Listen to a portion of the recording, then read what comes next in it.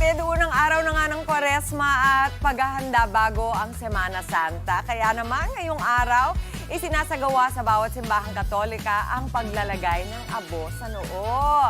Kaya kamustahin na natin yan kasama si Laila na Lumarga at live ngayon sa Quiapo Church sa Manila. Aba, Laila, okay na, nakapag-abo ka na dyan. Ano ba, hour by hour pa rin ba ang misa dyan ngayon sa Quiapo Church? Yes, Mami Chiki, nakapagpaabo na tayo, hindi ba? Kasi kanina pa kami rito at ngayon ay kasalukuyang ongoing na ang kanilang 7 a.m. Mass. Ito na ang pangatlong misa dito sa Minor Basilica or the National Shrine of Jesus Nazareno o mas kilala at mas madalas tinatawag natin na Quiapo Church. Medyo mabait tayo ngayon, hindi tayo medyo maingay ngayon. Medyo lang kasi nga alam nyo naman ngayong araw, ang unang araw ng Kwaresma at syempre, yaan ay Ash Wednesday. Ito na po ang simula ng 40 days, di ba, bago mag-Semana Santa o yung tinatawag nating Holy Week and then Easter Sunday. Alam nyo, ang tanong is, madalas, di ba, mamaya siguro may magpo-post sa social media, nakapagpaabo na ba ang lahat? Nako, sigurado meron yan kasi i-flex nila itong krus nila na nakapagpaabo na sila ngayong Ash Wednesday. Pero alam nyo, ito po paalala doon sa aming inatendang misa, 6 a.m. Mass ni Father Jonathan Mojica, na ang paglalagay ng krus sa noo tuwing Ash Wednesday ay hindi po dapat ginagawang fashion statement dahil ito ay tanda na tayo bilang mga Katoliko ay mga makakasalanan. At ito rin ang daan, yung ating unang araw ng Kwaresma, ang daan para tayo ay magbagong buhay. It is a call, di ba, para sa pagbabagong buhay natin. And sana nga, hindi lang basta tuwing Kwaresma. O, di ba? Ngayon, sa tanong mo, Mami Chiki, kung ilang oras o gaano kadalas ang misa, eto, tatawagin na natin si Brother June o si Brother Adrian Hapang, ating liturgy head ng ating National Shrine of Jesus Nazareno. Good morning, Good morning Brother. po. O, pang ilang misa na po tayo, nakakapangatlo na po tayo. Pangatlong misa na po, nagsimula po tayo ng 5 a.m. at ngayon po ginaganap sa kasalukuyan ang misa ng 7 a.m. Opo. At ito ay pinamumunuan po ni Father John Paul Plana, OSB ng San Beda College. Okay.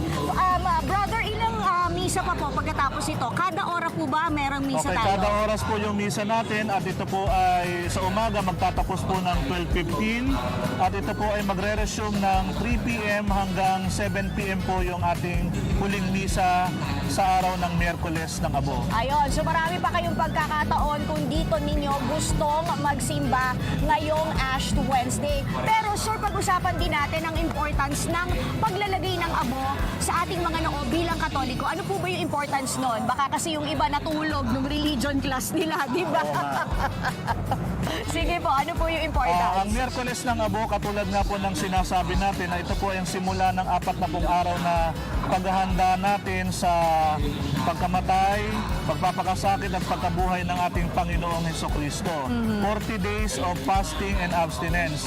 Meron po tayong 3 haligi ng Kwaresma na sinasabi. Ito po yung pananalangin, pagbibigay ng limos at pagsasakripisyo. Ayun, doon tayo muna po sa pagsasakripisyo. Kanina, mabait po talaga si Tita, nakinig talaga ako sa homily, di ba? Kanina sabi, marami palang mga modernong paraan kung paano tayo makakapag-abstain or fast. Hindi lang basta siya pala sa pagkain, katulad ng nakagawian natin na let us abstain from eating meat, kung Yes. hindi yung fasting na hindi tayo kakain ng isang buong araw, kundi pwede rin po palang mag-fasting sa pamamagitan ng tigil-tigilan nyo ang pagchichismis. Mag-fasting kayo dyan, Yeah. di ba? At yung social media, ano lang pa po yung mga ways kung paano tayo makapag-fast?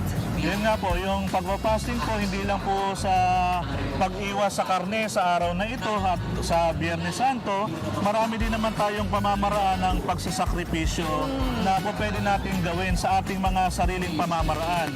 Katulad ng pagdarasal, pagbibigay ng limos sa mga Yes, mahihirap almsgiving. at yung pagsasakripisyo nga po natin. Halimbawa, katulad nitong panahon ng Kwaresma, tayo po ay hinihikayat na magkumpisal Yon. ng ating mga nagawang mga kasalanan. Hindi lang po tuwing Kwaresma tayo kailangan mangumpisal. Sa buong taon po pwede tayong mangumpisal kahit 3 times. Tinamaan po Ayun. kasi ako, sorry. Pero nag-confess na po ako kanina. Okay Kaya po. saktong-sakto. Pero tama yon. Sa tuwing nga nakakagawa tayo ng kasalanan, dapat diretso tayo sa kumpisalan. Kasi hindi rin naman tayo makakapag-communion, Yes di po, ba, tama po brother? yun. Ano po paalala natin sa mga deboto? Sa mga pupunta rito mamaya? Sa Paano mga- i-prepare ang kanilang mga sarili Sige po, for sa mga actions? kadiboto po natin na mahal na pong Jesus Nazareno, sa mga magsisimba mamaya hanggang mamayang gabi, pinapaalalahanan po namin kayo na magsimba po kayo. Ito po ang pinakamahalaga sa lahat, na magsimba sa araw ng Kwaresma o unang araw ng Kwaresma, ang Ash Wednesday. Hindi lang po tayo makapagpalagay ng abo, ang mas importante po tayo po ay makapagsimba sa araw na ito. Yes, at talagang simula na ng ating pagsisisi.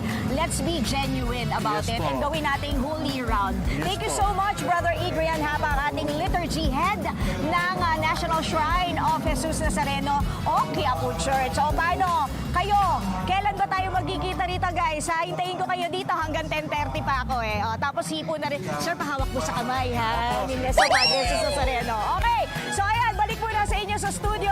Let's go! Magpaabo po tayo. Tayo ay makakasalanan.